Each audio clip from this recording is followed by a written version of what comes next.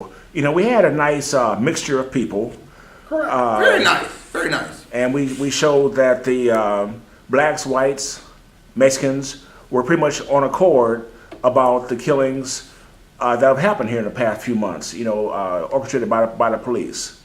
You know, now there had to be something positive that came out of this. I mean, there were good speeches. Let me give you an example of something. This summer, I went to several of the council meetings, city council meetings. Some of those same city council people were sitting there. They went down there about the trails and stuff. You know what was going on about getting a trail all the way up to connect through the inner city, out to those trails out there. And what did they tell you?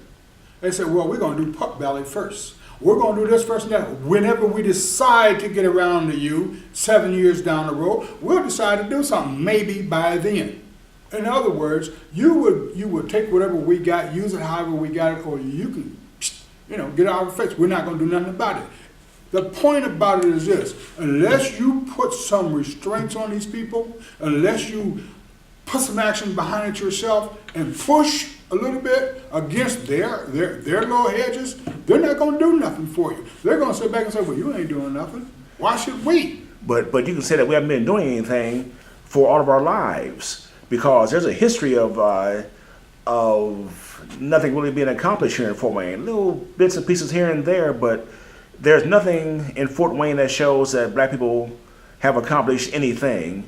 And you can't, I mean, that's something that blacks have to do themselves, independent of... Do you understand why there hasn't been a lot done? Because they look at two things. Number one, the brainwashing that they're using in order to keep your mind so occupied with all the junk that they bring the guns in, the marijuana in, the drugs in. They bring them in. Where do most of the big super buses go to? The big super bus come out of Cherry Hills and places like that.